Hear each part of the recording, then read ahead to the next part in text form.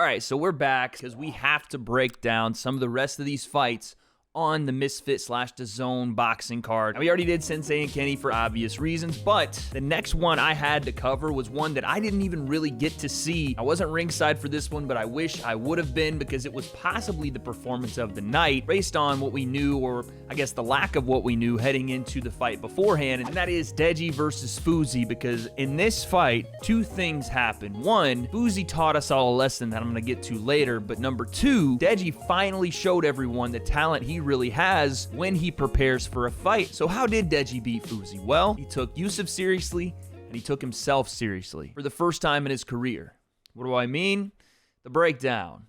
Let's go. All right, so let's not forget, leading up to this fight, we had questions all over the place. What does Deji even look like when he's fully prepared for a fight? Is Yusuf just going to mow him over and run him over with forward pressure? Or is Deji going to have an answer for that this time around? Unlike the Alex fight and even a bit in the Vinny fight before that, there were real questions to if Deji was going to be able to handle not only a guy that was in great shape, but just the moment, the pressure of this possibly being a make or break fight for both guys. And it didn't take more than a couple seconds to find out, because round one starts and immediately you see the game plan from Deji. This wasn't a guy that was going to run away from the action. In fact, he wanted to initiate the action for a very specific reason we're going to get into in a second. But he comes out right away and starts throwing. And again, I think this caught Fousey a little off guard a bit, because he was the one in the lead up talking about, I'm going to bring this fight, we're going to have a rumble, I'm going to walk forward and we're going to swing it out. I don't know if he expected Deji to accept those terms for war, but Deji did. And he came forward, and two things I saw right away, and this is why I said I think Deji was smart in initiating this action. It allowed him to get his lead foot on the outside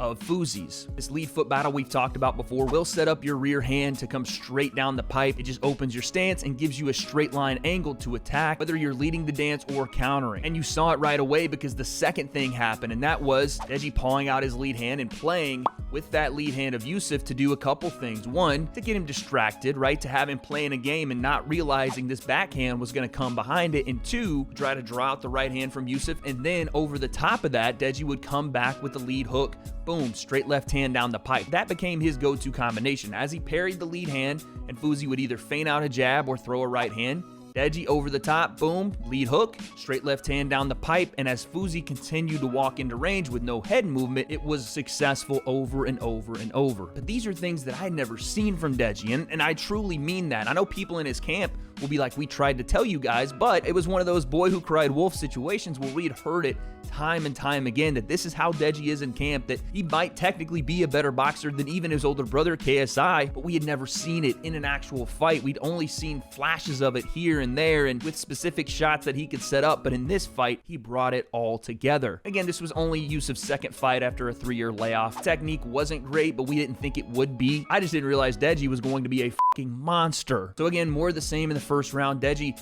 really dictating whatever happened in this fight, whether it was I'll allow Yusuf to enter range just so I can plant that back foot, not run straight back like we saw in the Alex fight, but plant that back foot, use my head to bait out shots. You saw him jutting that head forward, just giving little bitty movements to make Fousey throw out his jab, and then slip under, boom, and then the straight left hand down the pipe once again. This is what the sweet science is about, and it tells me that Deji truly does love this sport, and he's thinking in there. He is trying to bait shots out to then throw his stuff over the top, or he's throwing little feints and little juts to try to get Fousey to react, to then again throw his shots down the pipe or around the guard. Whatever is shown to him as a weakness, he attacked it. And again, I say this, it's because he took Yusuf seriously. He saw the danger in the man across from him, and that's where Yusuf deserves the credit for what he did in this fight. Without a guy that really made Deji switch on and be attentive as to what the danger really could be, I don't know if we get this Deji performance. So Yusuf does deserve a lot of credit in that respect, but Deji clearly wins the first round. Again, it was a lack of setups from Yusuf, really not being able to see the shots from Deji coming and remaining on the center line. Deji taking advantage once again of that lead leg on the outside lane, banging the left hand down the pipe. It happened over and over. Pretty easy round for Deji. And then round two, Deji starts to add some variety. And this is where, again, I didn't get to watch it live, but your mind starts to think, okay, how is Deji's gas tank going to hold up? How is it going to look if Fousey, while yes, he's getting caught with shots, and they are big shots, if he can handle those and continue to put pressure on Deji, will the gas tank start to fade? And to be honest, it looked as though that might happen in some points in this round, because Deji's hands did start to fade a little bit. He did start to square his stance and lean on the ropes. But again, I give Deji all the credit here. He knew when he could rest in there versus when he couldn't. When they were in that pocket, he was switched on and ready to go. You saw the 3-2s. You even saw him work into the body with the 1-2 or the 2-1s. There were things that he was doing, like I said, to maintain variety. So even if Yusuf saw the same attacks over and over, he didn't see him from the same angle or the same placement with the shots. Deji, again, being a smart fighter here, was something that impressed me to no end. Another thing I saw from Deji here in round 2 was that forward lean, right? Transferring of weight from his back foot to his lead foot to, again, bait out shots from Fousey and then try to counter over the top. And again, this is just a little cheeky adjustment, but something different that Yusuf hadn't seen yet, right? Just jutting the head forward, being like, yeah, I'm here, go ahead, punch me in the face, and then pulling back real quick, boom, boom, down the pipe. Isn't complicated stuff, but it just shows that next higher level of understanding to be able to bait shots out and what to do when the shots do come out, right? Not just running backward like we saw in the Alex fight, but being able to read and then react. And like I said, Fousey did have his moments of success with forward pressure, but there was no follow-up, right? Every time he did have some success in getting Deji to stick that chin in the air and walk backward and just backpedal into the ropes, he would get that first exchange off, and then, again, credit to Deji, he would either clinch him and the referee would separate, and then Yusuf wouldn't follow back up, or Deji would just slide out of range, and Yusuf smartly wouldn't chase him around, but he also wouldn't cut the ring off and be able to stay in front of him. And those were the places Yusuf was going to have the most success. If he really was going to win this fight, it was going to have to be constant pressure. The problem was, from the start of the fight, he was getting tagged for that pressure as he walked straight in with really, again, no setup behind what he was trying to do. And just as the round's about to end and Deji had dominated this round once again, in my opinion, Yusuf relaxes for a second as he walks straight into range, hands are by his side.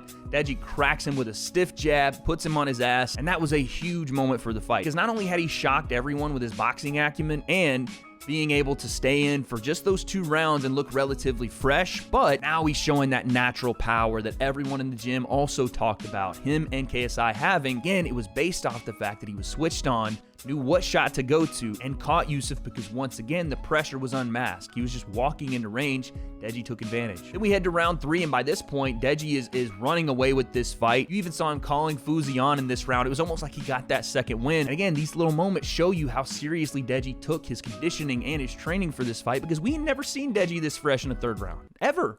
No one's ever seen that. And in this round, Deji was more accurate even than he had been in the first 2, because in those first couple of rounds, Deji was throwing heat, but some of these shots were just glancing and just missing Fousey's head by mere inches. And again, in these 10-ounce gloves, you saw Fousey's face. He was getting busted up with check hooks and straight lefts down the pipe. And a lot of it happened here in this 3rd round from a couple of exchanges. There was one exchange here that was so fucking beautiful, I almost dropped down to a knee, proposed with the ring, gave it my last name, and had kids with it. Deji came out, threw a cross down the pipe while walking Yusuf down. While the high guard is up, he splits the guard, and as he does that, here comes the lead uppercut, which pops the head back up, and he throws another cross down the pipe, and that one snaps the head back. And I did see this part in person, and that was the moment that I said, oh shit.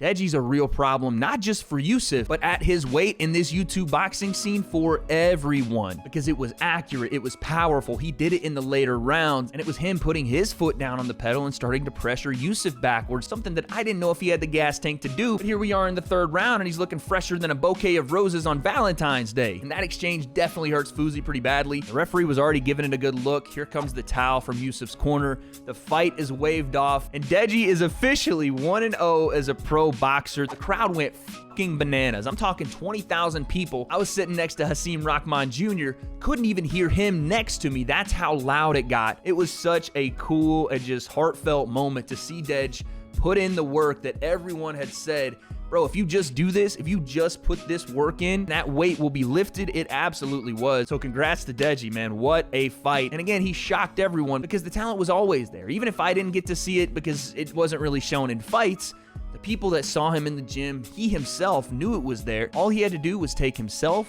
and his opponent seriously and give the effort he knew he had. He did that, and he won. And this is what I wanted to talk about with Yusuf. He had this message after the fight. They interviewed him. I think Brian did. And basically he was saying he wanted to quit. on himself, on his life. And I think you guys know what I'm talking about. And you think about all the stuff that Yusuf's been through, and to be where he is now after all of that, the highs and the lows for years and years and years. You want to talk about courage and mental fortitude and strength. That guy represents a lot of people around the world that don't feel like they're ever going to make it, or they hate their job and they want to find a way to be the person they've always wanted to be, and they keep struggling and feel like they want to quit. I want you guys, if you ever feel like that, to look at a guy like Yusuf Erakat and understand that while his situation may not be exactly like yours, there is a way to pull yourself out of that and really change your life. And even if you don't win every single time, or get to the point you want to get to every single time you try to, the thing that Yusuf proved is, even if the end goal isn't reached, the journey to get there improves you as a person tenfold. And like I said, I have the most admiration for that guy's courage and strength. So Yusuf, fair play to you, man. You made your family, your friends, your gym, and a lot of people around the world very proud. But on Deji's side, listen, everything from the last 3 years just got wiped away. I'm talking clean slate. Deji looks like he's invigorated. He's in love with this sport and wants to continue fighting, obviously. And there's names out there for him to fight now. He said he wants that Bryce Hall fight. Honestly, call me crazy, but I would love to see another Alex Wasabi fight, maybe a Joe Weller fight. And of course, you have guys like Salt Poppy still there, which, whoo, you want to talk about a barn burner. That one's a fun one too, because Salt Poppy might be the fucking Grim Reaper in the YouTube boxing scene. I don't know if anybody wants that guy. You guys let me know down below, what did you think of this performance? Deji showing a completely new version of himself. It wasn't just him landing shots or winning this fight, it was how he did it and the little details behind it. But that's all I got, man. What a fight, what a performance from Deji. He is back, he's 1-0 as a pro. And what happens next for him? I don't have those answers, but I guess we'll find out.